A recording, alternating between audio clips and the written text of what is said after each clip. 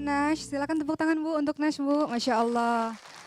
Nah setelah mengingatkan kepada kita dari hadis riwayat muttafaqun alaih, bahwa Rasulullah Shallallahu Alaihi Wasallam meminta kepada kita agar kita dijauhkan dari sikap untuk berprasangka, untuk sikap dari suuzon, menjauhkan diri dari suuzon, dari prasangka, karena ternyata suuzon atau prasangka buruk itu adalah seburuk-buruk perkataan, sedusta-dustanya perkataan adalah prasangka-prasangka yang buruk. Innamal mu'minuna ikhwah, bahwa ternyata setiap kita ini adalah bersaudara satu sama lain.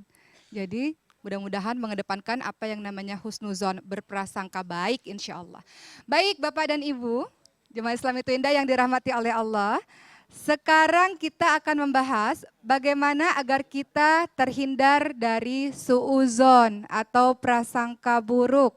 Tidak bisa dipungkiri, seringkali kita suuzon dengan pasangan kita. Sering Bu, ada nih ibu-ibu atau bapak-bapak yang biasanya nggak tenang kalau suaminya pergi seharian diteleponin tiap menit, gitu ya Bu ya? Atau ibu juga begitu, bapaknya diteleponin, dikepoin, terus nih sama siapa, ditanyain tuh, sama siapa, pulang jam berapa, ngapain, detail gitu ya. Saking takut kenapa-napa jadinya agak seuzon gitu. Jadi mudah-mudahan kita disibukkan dengan perkara-perkara baik, sehingga tidak ada waktu untuk disibukkan dengan perkara-perkara buruk. Membahas mengenai suuzon, tadi di awal kita sempat membahas ada suuzon kepada Allah, ada suuzon terhadap Rasulullah, ada suuzon terhadap saudara kita yang kita kenal baik. Kalau sudah dari awalnya tidak baik, pantas kita suuzon, dijelaskan di awal. Bagaimana menghindari suuzon kepada Allah Subhanahu wa taala? Ingat bahwa semua yang terjadi, nasihat untuk saya pribadi, dari Allah Subhanahu wa taala adalah baik. Semuanya adalah baik. Semuanya adalah bentuk kasih sayang Allah. Allah berikan ujian dalam kehidupan kita. Kan semakin naik seseorang, ujiannya dikirim sama Allah, ujiannya semakin berat lagi. Berhasil dilalui satu ujian, naik tingkat, ujiannya lebih berat lagi Bu. Makanya yang paling berat ujiannya para nabi, orang paling solih. Setelah itu orang-orang solih, semakin tinggi ujiannya, semakin berat ujiannya.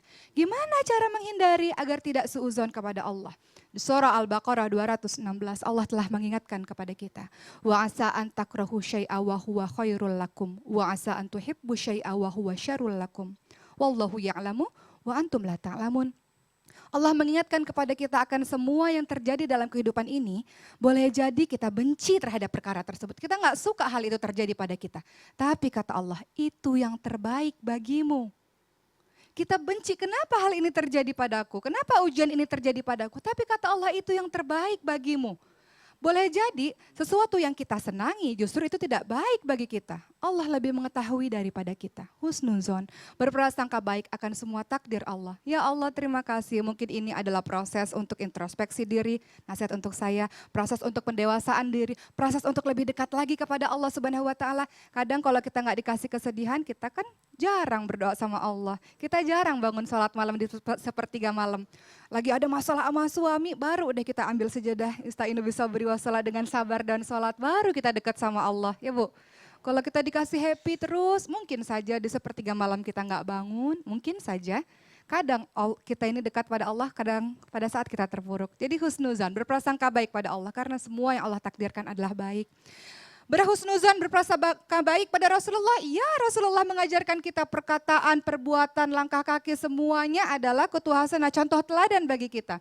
Makanya termasuk nasihat untuk saya, perbanyak untuk mengenal sirah Rasulullah dan para sahabatnya. Agar kita senantiasa mampu untuk mengikuti sunnah-sunnah Rasulullah. Walaupun kita makhluk Allah yang lemah ini, yang penuh dengan khilaf ini, tapi kita berusaha pelan-pelan untuk senantiasa lebih baik dari hari ke hari.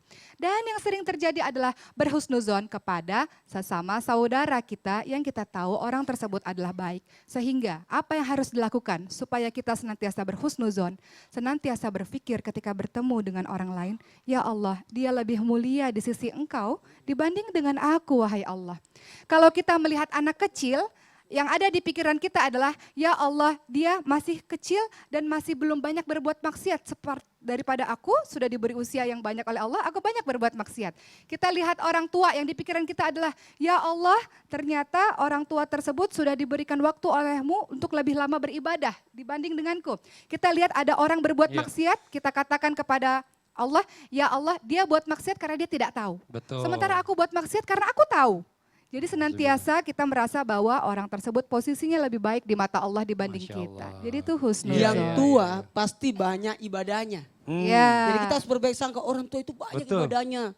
Nah, kalau orang anak muda, oh masih muda Sedikit berarti masih kurang dosanya. Nah, Masya Allah. Gitu. Jadi intinya untuk menghindari suuzon salah satunya adalah berhusnuzon. Masya Allah. Berbaik sangka. Berbaik sangka. Buat jamaah yang di rumah jangan kemana-mana nih. Kita akan segera kembali lagi tetap di Islam Itu Indah. Jamaah. Oh jamaah. Alhamdulillah.